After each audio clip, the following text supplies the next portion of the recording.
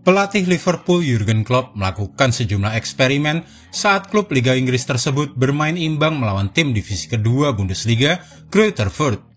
Hasilnya memang mengecewakan, namun setidaknya Jurgen Klopp sudah tahu siapa pemain yang akan jadi andalannya di musim depan.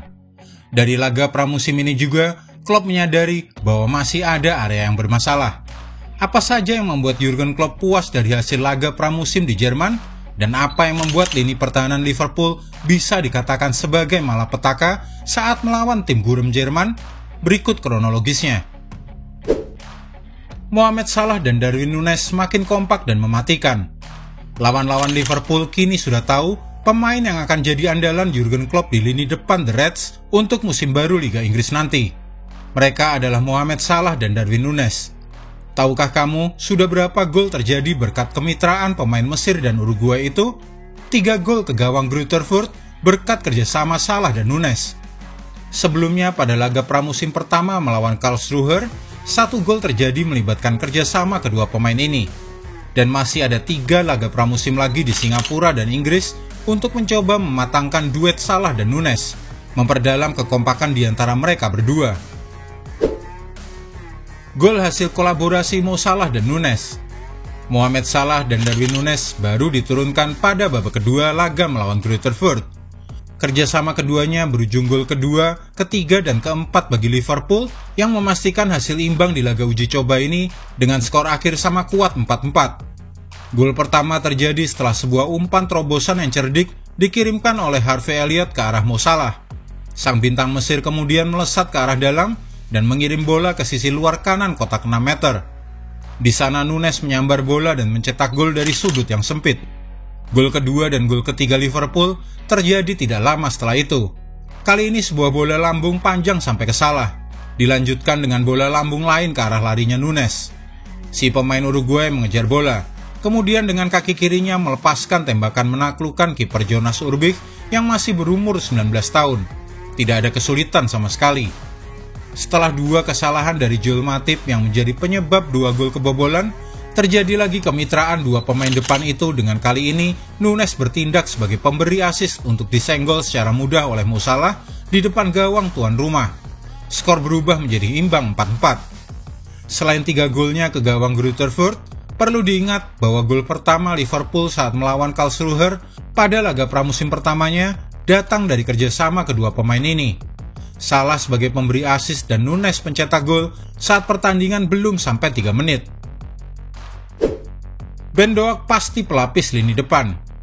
Baik Mohamed Salah maupun Núñez tidak mungkin turun bermain secara terus-menerus, terutama karena Liverpool ingin menjaga dominasi mereka di 2 kompetisi piala domestik, Piala FA dan EFL Cup. Disinilah kemungkinan akan turun bermain Ben Doak. Striker Skotlandia yang sebenarnya masih berusia 17 tahun tetapi bertampang tua. Ia sudah pernah dipuji oleh Jurgen Klopp dalam sebuah kesempatan untuk keberaniannya, kecepatan berlari, dan kekuatannya.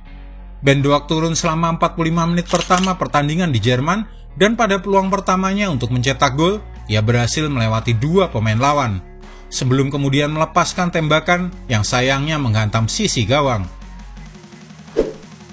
Lini belakang Liverpool malapetaka. Kenapa lini belakang Liverpool bisa dibilang sebagai malapetaka? Karena ini tampak jelas saat melawan tim gurem Jerman tersebut. Kita tak perlu bicara lah soal gol kebobolan pertama The Reds yang terjadi setelah gelandang bertahan James McConnell gugup di bawah tekanan lawan dan membiarkan Julian Green mencuri bola dan menyepaknya. Itu masalah pengalaman dan jam terbang. Tak banyak yang bisa dilakukan oleh Jurgen Klopp. Tetapi untuk gol kebobolan kedua dan ketiga, ada kesalahan keterampilan kaki dari para pemain Liverpool. Gol kedua itu terlihat seperti offside, dengan 1 pemain lawan sudah berdiri di belakang pemain terakhir The Reds saat menerima bola, menyebabkan anak-anak Jurgen Klopp menghentikan laju lari mereka. Tetapi Joel Matip seharusnya mengamankan bola, apapun alasannya, bukan malah membiarkan bola diambil alih oleh Petkov dan menjadi gol kedua tim divisi kedua Bundesliga tersebut. Gol kebobolan ketiga terjadi selang 7 menit kemudian saat Petkov mengirim bola ke sisi belakang Joel Matip dan Joe Gomez. Dengan 2 pemain ini terlihat terlalu lamban dalam menyadari kesalahan mereka. Dan yang terakhir, gol kebobolan keempat Liverpool. Itu merupakan kesalahan konyol yang harus diperbaiki oleh Jurgen Klopp jelang musim baru Liga Inggris. Kala itu sebuah bola terobosan datang ke Armindo Sip, penyerang 20 tahun asal Jerman. Di depannya ada 3 pemain Liverpool, yaitu Jarell Quansah, Joe Gomez, dan Kostas Tsimikas. Dan apa coba yang dilakukan 3 pemain itu? Mereka bergerombol di batas kotak penalti, mundur dan mundur. Tak satu pun mencoba menghadang Sip. Ketiganya memberi waktu dan ruang seluas-luasnya bagi pemain Greuther Fürth itu guna melepaskan serangan ke gawang Adrian dan skor pun berubah menjadi 4-3. Tercatat ada 4 atau 5 detik selisih waktu sejak bola terobosan dikirimkan oleh Lukas Petkov sebelum ditendang oleh Sip menjadi gol keempat Greuther Fürth. Beruntung selang 12 menit kemudian, Darwin Núñez berhasil menyamakan kedudukan. Skor berubah menjadi 4-4. Selamatlah wajah Liverpool dari kekalahan melawan tim divisi kedua Bundesliga Jerman itu. Laga pramusim memang bukan kondisi ideal dengan Jurgen Klopp berniat memberi menit bermain bagi semua pemainnya.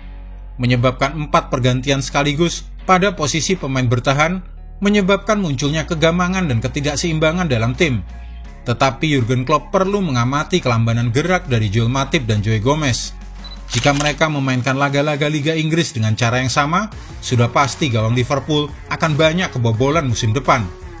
Jika masih ada dana transfer, Jurgen Klopp harus merekrut pemain tambahan berpengalaman untuk lini belakang. Bagaimana menurutmu? Apakah masih ada area lain yang harus diperbaiki oleh Jurgen Klopp sebelum dimulainya musim baru Liga Inggris? Tulis pendapatmu di kolom komentar, dan jika Anda menyukai video ini, jangan lupa klik like, share, subscribe, dan tendang loncengnya agar tak ketinggalan update terbaru dari kami.